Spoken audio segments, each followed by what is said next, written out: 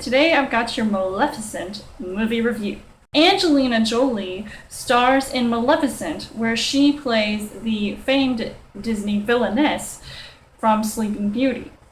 Only this time, this is a story from her perspective. Going from being an Oscar winner to a Disney darling might have actually been a good idea at the time, since she is taking on probably the best Disney villain, and one I could actually see working on screen. 10 minutes into the film, her character shows up, and she is just so exquisite in the role. Every time she is literally not on the screen, I'm just saying, bring her back! I like the story about her, and it really almost reminded me of Snow White and the Huntsman, as far as the visuals go and just how dark and sort of gloomy it was. So it was really an unexpected sort of like turn that Disney took with this movie.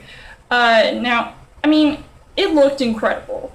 I mean, no one can deny that. I would say that one of the positive things about this film was that it did remind me a lot of Alice in Wonderland, the Tim Burton version, and obviously Snow White and the Huntsman. I just felt like the CGI went a little too far in this movie, especially with those three fairies.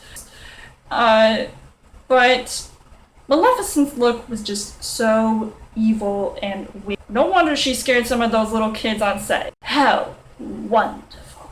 She did look like she was having a good time playing this character, because, you know, there are some lighthearted moments, there are times when she's actually really smiling, there are sometimes when you're not sure if you should be laughing at it, but not because you're not taking her role seriously. So I, at first, didn't think this was a role that she would take on, and I'm actually really glad that she did. I couldn't picture anyone else playing her. She just looked absolutely beautiful and perfect. I didn't think she was overdoing her character, like I know some people think that she was. Don't look into her eyes too long, otherwise they'll burn into your soul.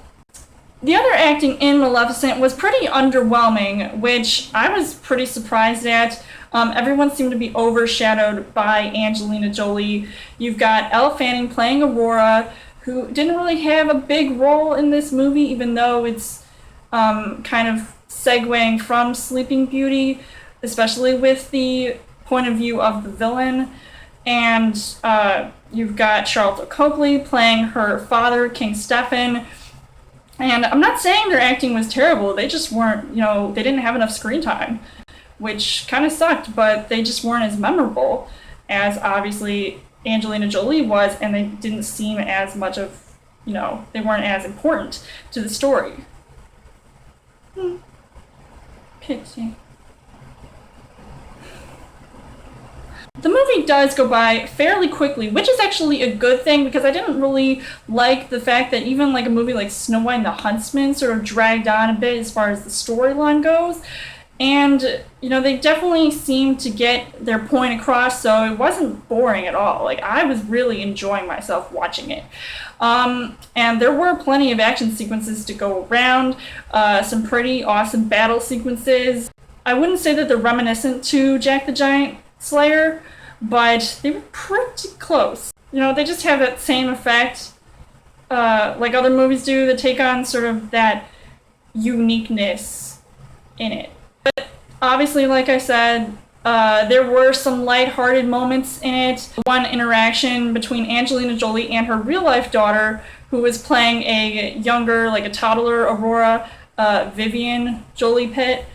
I thought, like, that was just hilarious. I was, like, cracking up watching it. It was just so cute, so funny.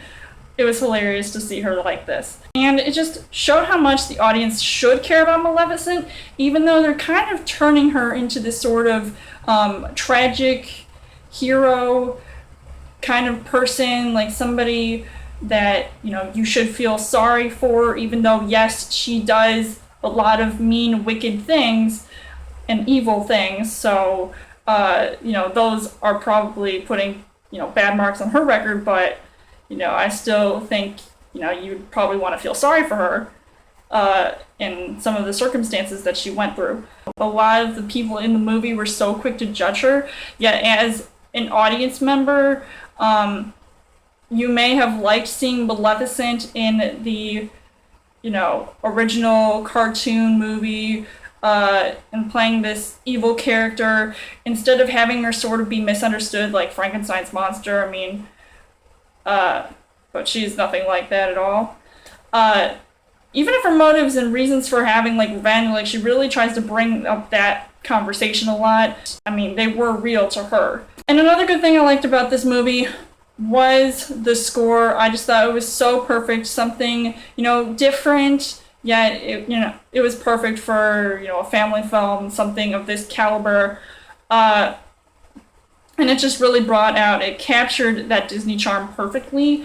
It seemed like their goal for this movie was to reinvent it and make it completely different, sort of segue from the